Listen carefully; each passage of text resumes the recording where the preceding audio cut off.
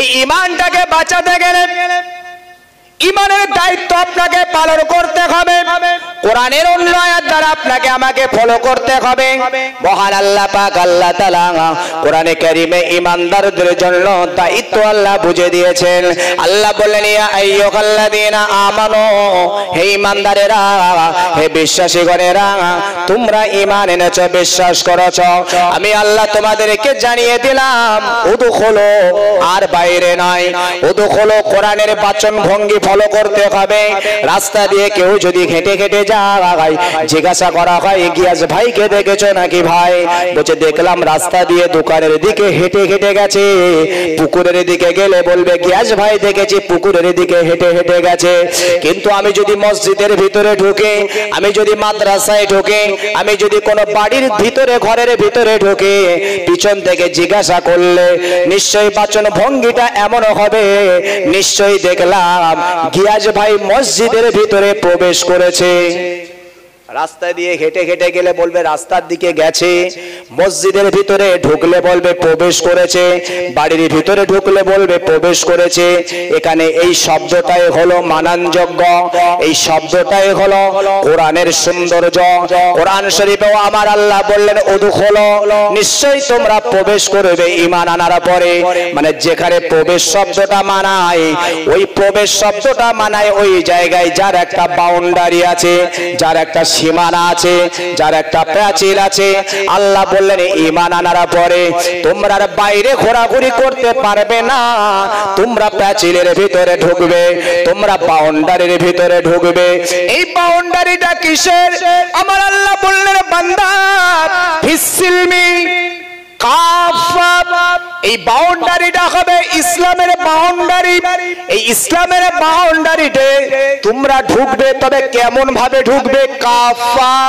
ইসলামের বাউন্ডারির ভিতরে আছে কি? আমি প্রথমে বলেছিলাম ইবাদত মানে হলো আদেশ মানা, নিষেধ বর্জন করা। এই ইসলামের ভিতরে নামাজের কথা, ইসলামের ভিতরে রোজার কথা, ইসলামের ভিতরে হজের কথা, ইসলামের ভিতরে গরিবকে ইহসান করবেন, ইসলামের ভিতরে আপনি মিথ্যা ছাড়বেন, ইসলামের ভিতরে আপনি সুদ ছাড়বেন, ইসলামের ভিতরে আপনি ঘুষ ছাড়বেন, মদ ছাড়বেন, কতল ছাড়বেন, ইত্যাদি পাপগুলি আপনি ছেড়ে দেবেন।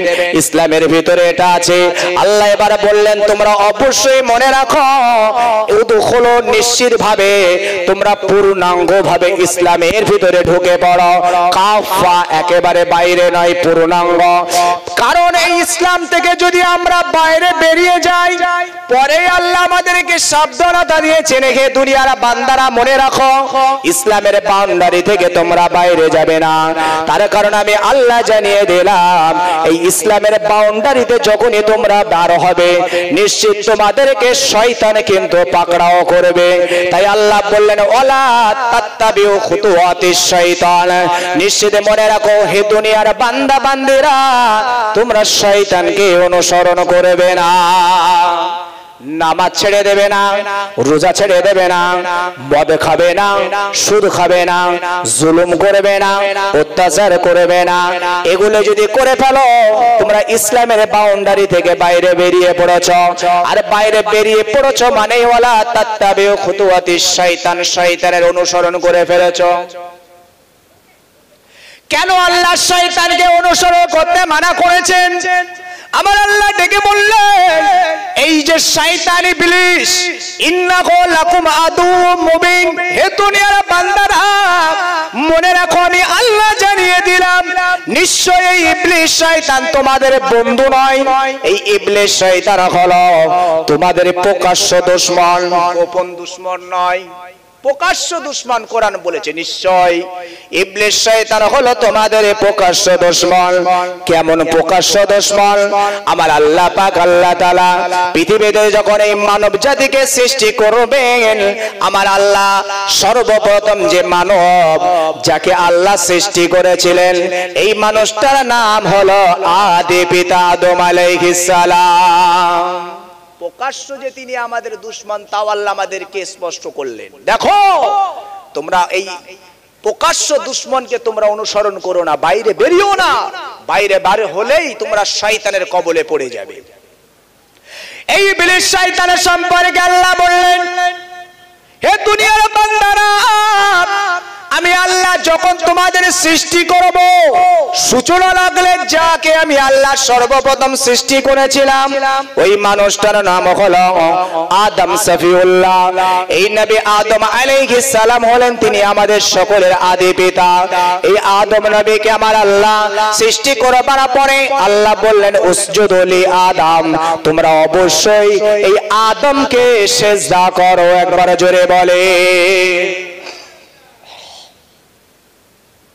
আল্লাহ সবাইকে লক্ষ্য করে বললেন। তৎসময় ছিল ফারিস্তা মণ্ডলী আর ছিলেন কে? ইবলিস। কে? ইবলিস কিন্তু ফারিস্তা নয়, ইবলিস জিন জাতি।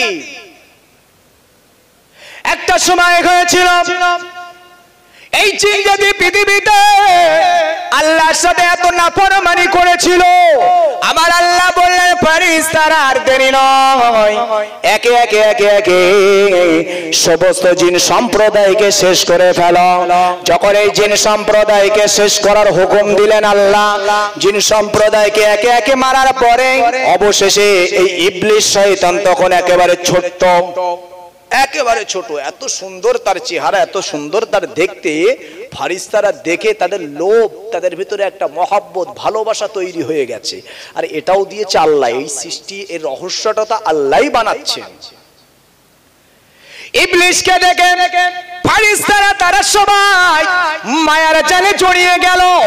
ইবলিসকে নিয়ে আল্লাহর দরবারে নিয়ে চলে গেলেন, হে আমাদের রব, হে আমাদের খালিক, হে আমাদের মালিক, এই ছোট্ট শিশুটাকে মারতে চাই না, এত সুন্দর দেখতে, এত সুন্দর তার চেহারা, আর ও আমাদের রব, আপনি যদি হুকুম দেন একে আমরা নিজেরা আমাদের নিজেদের কোলে লালন পালন করব।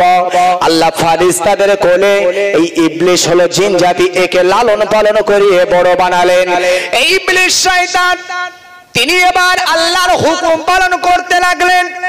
এত ইবাদত করেছে, এত নামাজ পড়েছেন, এত আল্লাহর জন্য সেজদা দিয়েছেন, পৃথিবীতে আর কোন মানুষ এত সেজদা দিতে পারবে না। একবার চিন্তা করুন, ইবলিস শয়তান এত সেজদা দিয়েছে যে আমরা আর কোনোদিন এত সেজদা দিতে পারবো না। কতটা ইবলিস নিজে বলছেন এই পৃথিবীর জমিনটা এমন একটা স্থান নাই, জমিনের এমন একটা জায়গা নাই যে জায়গাতে আমি ইবলিস আমার কপালটা আল্লাহর জন্য সেজদাই দেই নাই।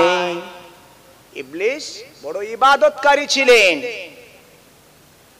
ভাই আমার, দোস্ত আমার, খালি তাই নয়, ইবলিস শয়তান এত জ্ঞানী ছিল, এত পণ্ডিত ছিল, এত শিক্ষিত ছিল, যাকে মুআল্লিম বানিয়ে দিয়েছিল আল্লাহ, টিচার বানিয়ে দিয়েছিল, মাস্টার বানিয়ে দিয়েছিল। কাদের জন্য? ফারিস্তাদের জন্য। এই ইবলিসকে মাস্টার, টিচার বানিয়ে দিয়েছিল। এই ইবলিস শয়তান মাস্টার বেনে গেল, টিচার বেনে গেল। এমন একজন শিক্ষিত মানুষ, এমন একজন ইবাদতকারী ব্যক্তিত্ব, তারপরেও ওই মানুষটা আমাদের প্রকাশ্য দুশমন। আল্লাহ বলছে কেন? আল্লাহ যখন বললেন উসজুদু লি আদম, তোমরা আদমকে সিজদা করো, যখন সিজদা করার কথা আমার আল্লাহ বললেন, সব ফারিস্তারা একে একে একে একে একে আমাদের আদি পিতা মানব সূচনাকারী যিনি হযরত নবী আদম সফিউল্লাহকে একে একে সবাই সিজদা করতে লাগবে। একবার জোরে বলেন। কিন্তু একজন সিজদা করলো না, দাঁড়িয়ে রইল। এই মানুষটা অন্য কেউ নয়, তিনি হলেন ইবলিস শয়তান। আল্লাহ বললেন ফাসাজাদু ইল্লা ইবলিস, ইবলিস তুমি কেন সিজদা করলে না? ফাসাজাদু ইল্লা ইবলিস, তুমি কেন সিজদা করলে না? ইবলিস বললেন আল্লাহ এটা আমার সাথে ইনসাফ হলো না, এটা আমার সাথে সঠিক বিচার হলো না, এটা আমার সাথে সৎ বিচার হলো না। আল্লাহ বললেন কেন ইবলিস তোমার সাথে সদাচরণ হলো না, সৎ বিচার হলো না?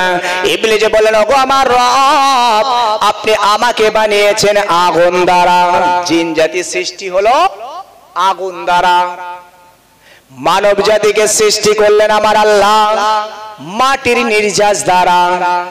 আল্লাহকে ডেকে বললেন, আল্লাহ আপনি আদমকে তৈরি করেছেন মাটির দ্বারা, আল্লাহ আমি আগুনের সৃষ্টি, ক্বালা আনা খায়রুম মিনহু খলাকতানি মিন নারি ওয়া খলাকতাহু মিন তিন। ও রব্বুল আলামিন আল্লাহ পাক, আপনি আমাকে আগুন দিয়ে সৃষ্টি করেছেন আর আদমকে মাটি দিয়ে সৃষ্টি করেছেন। আগুন জ্বালালে আগুনের ধর্ম হলো ঊর্ধ্বগামী, উপরের দিকে ওঠে, আগুনের সীসা উপর দিকে ওঠে, আর মাটির ধর্ম হলো নিম্নমুখী, নিম্নগামী। মাটিকে যখন ছাড়া হয় মাটি উপর দিকে ওঠে না, বরং মাটি নিচের দিকে যায়। আল্লাহকে ডেকে বললেন, ও আমার রব, ও আমার খালিক, ও আমার মালিক, আমি ইবলিস, আমার ধর্ম হলো ঊর্ধ্বগামী আর আপনি আমাকে নিম্নগামী করছেন। যার ধর্ম হলো নিম্নগামী তাকে যদি নিচু করতেন, আমাকে যদি উঠাতেন তবুও বিচার ঠিক ছিল, কিন্তু আপনি তা না করে ঊর্ধ্বগামী আমার ধর্ম উপর দিকে, আপনি আমাকে নিচের দিকে মাটিতে আমার তার জন্য সিজদা দিতে বলছেন। এটা আমার কাছে ভালো মনে হলো না। আপনি আগুনকে মাটির কাছে সিজদা দিতে বলছেন, এটা আমার কাছে ইনসাফ মনে হলো না। আমার জ্ঞান, আমার শিক্ষায় এটা ঠিক বিচার বলে মনে হলো না। আমার আল্লাহ বললেন, আবা ওয়াস্তাগবারা ওয়া কানা মিনাল কাফিরিন। হে ইবলিস, আমি আল্লাহ তোমাকে বলি, ইলম দিয়েছি আমি আল্লাহ তোমার, আমি আল্লাহ তৌফিক দিয়েছি, ইবাদত করেছো তুমি, আমি আল্লাহ আমার। কিন্তু ইবলিস, আজ তোমার ইলমের বড়াই দেখাও, আজ তোমার শিক্ষার গর্ব তুমি নিজে করো, অহংকার করো, ফখর করো। আমি আল্লাহ তোমাকে বলি, তাকাব্বুর আমি আল্লাহ পছন্দ করি না। পৃথিবীতে যদি কেউ তাকাব্বুর করে, আমি আল্লাহ পাক আল্লাহ তাআলা ওই মানুষটাকে আমি আল্লাহ পছন্দ করি না। যদিও কোরআনের আয়াত আজও কোরআনে রয়েছে, এই কোরআনের বিধান কিয়ামত পর্যন্ত সমস্ত আল্লাহ বান্দা বান্দির জন্য, মানে আমাদের জন্য রয়েছে, আগামীতেও যারা আসবে তাদের জন্য। আল্লাহ বললেন, ওই সময় আমি তার অহংকার, তার তাকাব্বুর, তার ফখর পছন্দ করলাম না। আমি আল্লাহ তাকে সাথে সাথে বলে দিলাম, ইবলিস আবা ওয়াস্তাকবারা ওয়া কানা মিনাল কাফিরিন। তোমার এই তাকাব্বুরি করার কারণে, তোমার এই অহংকার করার কারণে, তোমার এই ফখর করার কারণে আমি আল্লাহ তোমাকে কাফেরদের দলভুক্ত করে দিলাম। এখান থেকে শিক্ষা আমাদের একটা নিতে হবে, নিশ্চিত মনে রাখুন, তাকাব্বুর করা, অহংকার করা, এই সিফাতে গুণটা হলো কিন্তু ইবলিসের। এখন যদি কেউ আমরা তাকাব্বুর করি, অহংকার করি, আমার টাকা আছে, আমার এলেম আছে, আমি ভদ্র, আমি পরিষ্কার, এই যে তাকাব্বুর, এই তাকাব্বুর যদি আমরা করি, আল্লাহ যদি একবার অপছন্দ করে ফেলে, আল্লাহ যদি বলে যা তোকেও ইবলিসের মতন কাফেরদের দলভুক্ত করে দিলাম, নাজাত আছে ভাই, শেষ হয়ে যাব আমরা। ভুল বুঝবেন না, আমি আপনাকে যে কথা বুঝাতে চেয়েছিলাম, আল্লাহ বললেন ইবলিস হলো তোমাদের প্রকাশ্য দুশমন। এবার ইবলিস শয়তানকে যখন কাফেরদের দলভুক্ত আমার আল্লাহ বানিয়ে দিলেন, ইবলিস শয়তান আল্লাহর কাছে রোনাজারি করেন, ওগো আমার রব, ওগো আমার খালিক, ওগো আমার মালিক, আপনি আমাকে কাফের বানিয়ে দিয়েছেন। তবে আফসোস নয়, দুঃখ নয়, কষ্ট নয়, তবে অবশ্যই আমার ভিতরে প্রতিহিংসার আগুন জ্বলছে। ওগো আমার রব, ওগো আমার হাবিব, ওগো আমার আল্লাহ, আমি ইবলিস শয়তান যে মানব জাতির জন্য কাফের হয়ে গেলাম, যে আদমের জন্য আমি কাফের হয়ে গেলাম, আমি এর প্রতিশোধ নিতে চাই। আল্লাহ বলবে, কিভাবে নেবে? তুমি নাও। ইবলিস শয়তান বলছে, আল্লাহ, হে আমার রব, হে আমার খালিক, আমি ইবলিস শয়তান আপনার কাছে কিছু চাইবো, আপনি কি দেবেন? ইবলিস আল্লাহকে দেখে বললেন, আল্লাহ কেন দেবেন না? সারা জীবন ধরে আমি আপনাকে রাজি খুশি করার জন্য সিজদা দিয়েছি, সালাত আদায় করেছি আল্লাহ, সারা জীবন ধরে আপনার ইবাদত করেছি, সারা জীবন ধরে আপনার উপাসনা করেছি।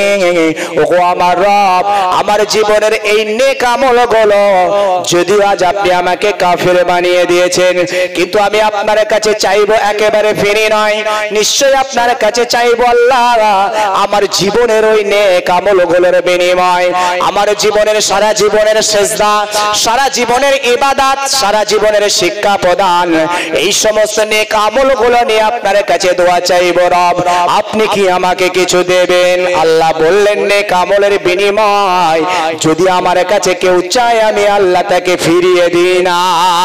একবার জোরে বলেন। তাই নবী আমাদেরকে শিখিয়েছেন শিক্ষা, এটা আপনাকে আমাকে নিতে হবে। বিশ্ব নবী আমার বললেন, হে আমার উম্মত উম্মতিরা, তোমরা অবশ্যই মনে রাখো আল্লাহর কাছে তোমরা দুটি হাত তুলে রোনাসারি করবে, আল্লাহর দরবারে দুটি হাত তুলে কাঁদবে, তবে অবশ্যই কাঁদবার আগে মনে রাখো আল্লাহ তোমাদের ওই দোয়া ফিরিয়ে দেবেন না যদি তোমাদের ওসিলাটা হয়ে যায় তোমাদের জীবনের কোনো নেক আমলের বিনিময়। যদি তোমরা কিছু নেক আমল, কিছু ভালো আমল, কিছু সৎ আমল করে আল্লাহর কাছে যদি দোয়া চাইতে পারো, আমার আল্লাহ পাক আল্লাহ তাআলা তোমাদের দোয়াগুলি ফিরিয়ে দেবেন না।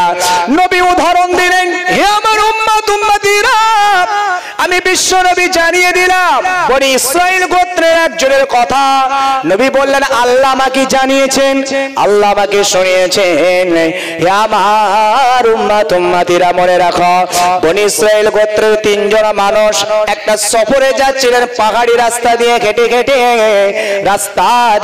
হেঁটে যাবার পরে, বেশ কিছু রাস্তা যাবার পরে তাদের শরীরটা ক্লান্ত হয়ে গেল, একটু পরিশ্রম, একটু বিশ্রাম নেওয়ার জন্য, একটু তারা আরামের জন্য তারা একটা জায়গা চুজ করলো, একেবারে পাহাড়ের পদদেশে একটা গুহার মধ্যে একটু বসে আরাম করবে, ঠান্ডার ভিতরে একটু বিশ্রাম নেবে। এই নিয়াতে তিনজন চলে গেলেন গুহার মধ্যে। নবী আমাদের সুন্দর করে বললেন, উম্মত তোমরা নিশ্চয়ই আল্লাহর থেকে কখনো নৈরাশ হবে না যদি এই মাধ্যমে তোমরা দোয়া চাও, এই সিস্টেম, এই পদ্ধতিতে যদি তোমরা দোয়া চাও। নবী যে সিস্টেম শিখিয়েছে এটা আমাদের আমল করা হলো সুন্নাতে নববী। একটু শিক্ষা নেওয়ার জন্য কথাটা তুলে ধরলাম, তবে ওই জায়গা আমি ভুলিনি, ওই জায়গা ওখানে থাক। বিশ্ব নবী আবার বললেন, ওই তিনজন মানুষ গুহার ভিতরে প্রবেশ করলো, প্রবেশ করার পরে তারা একটু বিশ্রাম নেওয়ার জন্য ঘুমিয়ে পড়লো। নবীজি আসবার পূর্বের যে জামানা ছিল সে জামানাটাকে বনি ইসরাইল জামানা বলা হয়, নবীর আগের জামানাটাকে বনি ইসরাইলের জামানা বলা হয়। নবী জানলেন কিভাবে? নবীর কাছে তো আল্লাহর পক্ষ থেকে ওহী আসে, বার্তা আসে, নবীকে দিয়ে আমাদেরকে আল্লাহ সিস্টেম পদ্ধতি শেখালেন।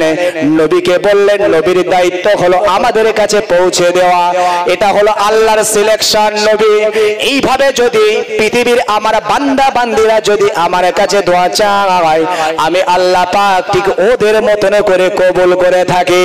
কাদের নাই? নবীজি বললেন ওই তিনটে মানুষ যখন বিশ্রাম করলেন, ঘুমিয়ে পড়লেন, এমন সময় আল্লাহ পাকের ইচ্ছায় পাহাড়ের উপর থেকে একটা বড় পাহাড়ের চাং ভেঙে গড়িয়ে গড়িয়ে গড়িয়ে গড়িয়ে ওই গুহাটার মুখে পড়ে গেল।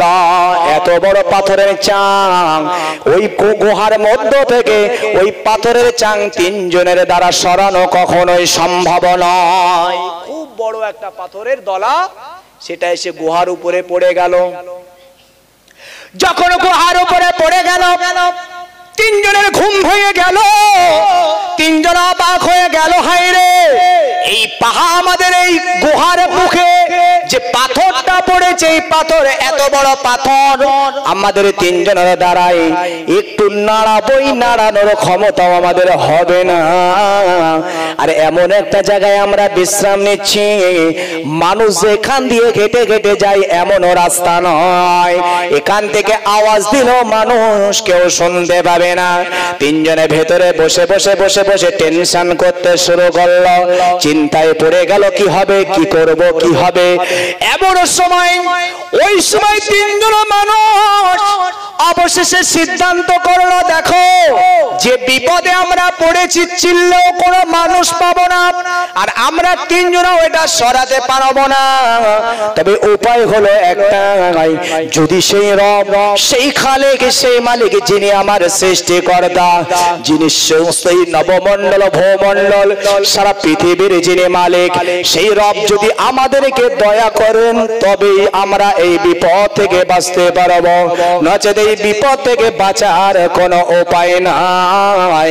এমন তো চিন্তা করে তিনজন সিদ্ধান্ত করলো, অবশ্যই আমরা সেই রবের দরবারে হাত উঠিয়ে চাই, আমরা সবাই আল্লাহর দরবারে দোয়া মাঙে, আল্লাহ যেন আমাদের এই বিপদ থেকে মুক্ত করেন।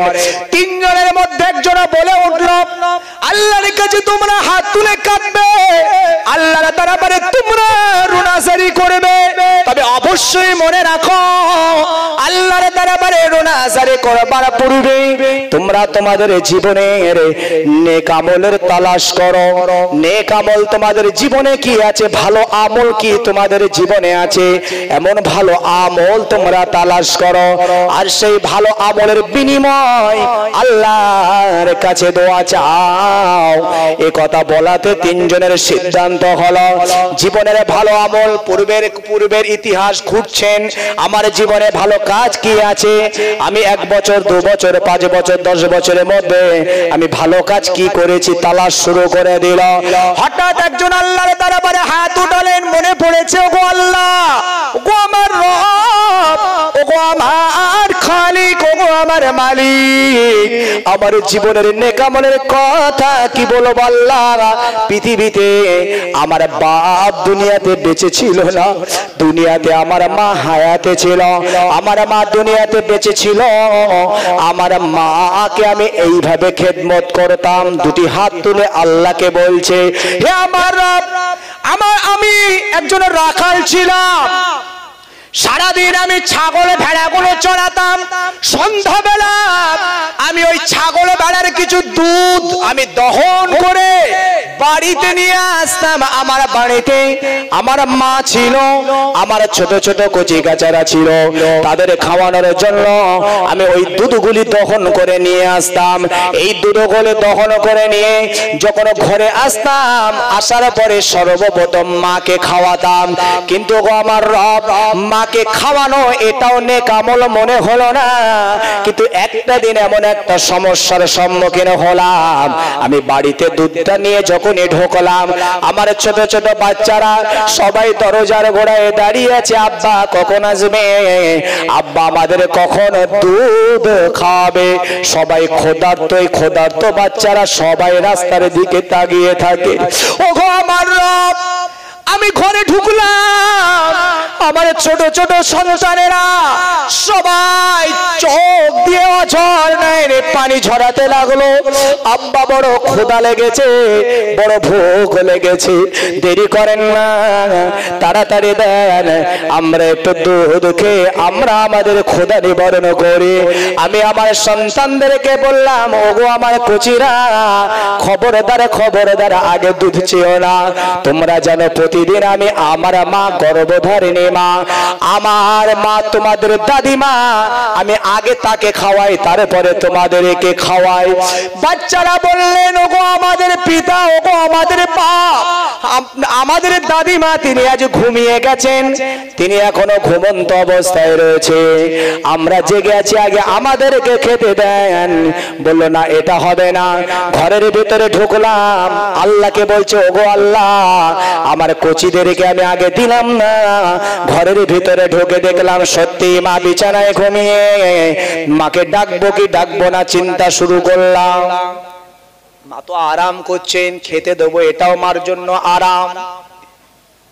ভাই আমার, দোস্ত আমার, ঘরের ভিতরে ঢুকে মাকে ডাকবেন, তবু ডাকলেন না, কারণ মা আরামে নিদ্রায় আছে, ঘুমিয়ে রয়েছেন। মার এই ঘুমকে হারাম করলেন না। যুবক আল্লাহর কাছে বলছেন, আল্লাহ দাঁড়িয়ে রইলাম, ছেলেদেরকে বললাম তোমরা চুপ করো বেটা, দাদিমাকে উঠতে দাও, দাদিমা উঠলে দাদিমা খেলে তারপরে তোমরা খাবে। ছোট ছোট বাচ্চারা, নবীজি বলেন বলেন আল্লাহ জানিয়েছেন ওই মানুষটার সকলে পায়ে জড়িয়ে ধরেছে ছোট ছোট বাচ্চারা। সেই ছোট ছোট বাচ্চারা কাঁদতে কাঁদতে ক্ষুধার যন্ত্রণায় বাপের পায়ে জড়িয়ে ঘুমিয়ে পড়েছে। তারপরও মায়ের ঘুম ভাঙেনি। এতক্ষণ পর্যন্ত তার দিলে কিন্তু দয়াও হয়নি, কারণ আগে মা আগে মা আগে মা। এখান থেকে আমাদের শিক্ষা নেওয়া উচিত, পৃথিবীতে মায়ের সম্মান বাপের সম্মান আমাদের নিজেদের ঘরের কলিজার টুকরা সন্তানদের থেকেও বেশি খোদ আল্লাহ পছন্দ করেন। একবার জোরে বলেন। কোরআন তা বলেন ওয়াকাদা রাব্বুকা আল্লা তা'বুদু ইল্লা ইয়া ওয়া বিল ওয়ালিদাইনি ইহসানা। আমি আল্লাহ তোমরা আমাকে ইবাদত করো আর তোমার পিতা মাতার সাথে তোমরা ইহসান করো, ভালো ব্যবহার করো, সৎ আচরণ করো। আল্লাহর পরে পিতা মাতার সাথে ভালো আচরণের জন্য কোরআন আমাদেরকে আদেশ করেছেন। নবীজি বললেন ওই ছয় যুবক আল্লাহর দরবারে বলতে লাগলেন ওগো আমার রব, ওগো আমার খালিক, ওগো আমার মালিক, আমার মা বেশ অনেক রাতে ঘুমতে যখন মায়ের ভাঙলো, মাকে দুধ খেতে দিলাম, তারপরে আমার ওই ছোট ছোট বাচ্চাদেরকে ডেকে তাদের মুখে তুলে দিলাম। ওগো আল্লাহ, পৃথিবীতে আমার জীবনে কোনো আমল খুব ভালো আছে বলে আমার জানা নাই। হাত দুটি তুলে বলছে আল্লাহ, জীবনের এই মায়ের খেদমতের এই আমলটা যদি আপনার দরবারে পছন্দ হয়, আপনি যদি রাজি হন, আপনি যদি খুশি হন, আপনার দরবারে দোয়া চাই আল্লাহ এই নেক আমলের বিনিময় আপনি আমাদের এই বিপদ থেকে বাঁচান। নবীজি বললেন আল্লাহ আমাকে জানিয়েছে যখন এই দোয়া চাইলো, চাইবার সাথে সাথে আমার আল্লাহ পাকের করুণায় জোশ লেগে গেল। আমার আল্লাহ পাক আল্লাহ তাআলা ওই সময়ে ওই গুহার মুখ থেকে পাথরটা পরিপূর্ণ নয়, কিছুটা ওই পাথরটার কিছুটা সরে মুখটা একটু ফাঁকা হলো। এখনো 12 হওয়ার পরিস্থিতি তৈরি হয় নাই। আছে 3 জন, দোয়া চাইলো একজন, একটু ফাঁকা হয়ে গেল। আল্লাহ পাক নেক আমলের বিনিময় একটু ফাঁকা করে দিলেন। যদি আমি 3টে বলতে গেলে অনেক সময়ের দরকার, খালি আমি জাস্ট বলবো আপনাকে 3 জন 3টে নেক আমল করেছিল।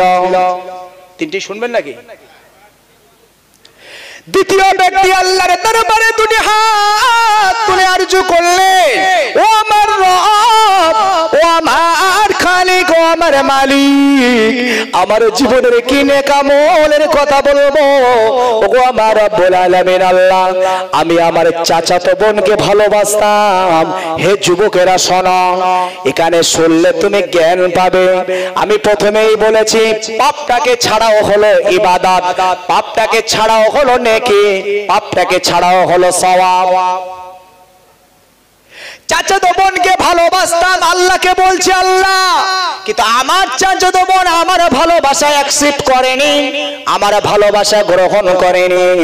কিন্তু আমার চাচাতো বোন একদিন বড় বিপদে পড়ে গেল, তার কিছু টাকার দরকার, অর্থের দরকার, পয়সার দরকার। এমন সময় সে ছুটে ছুটে আমারই কাছে এলো, ভাই কিছু টাকা আমাকে দাও, ভাই পয়সা কিছু আমাকে দাও।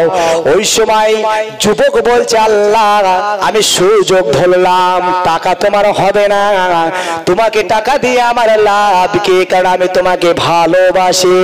তোমাকে যতবার প্রস্তাব দিয়েছি ততবার তুমি প্রত্যাখ্যান করেছ।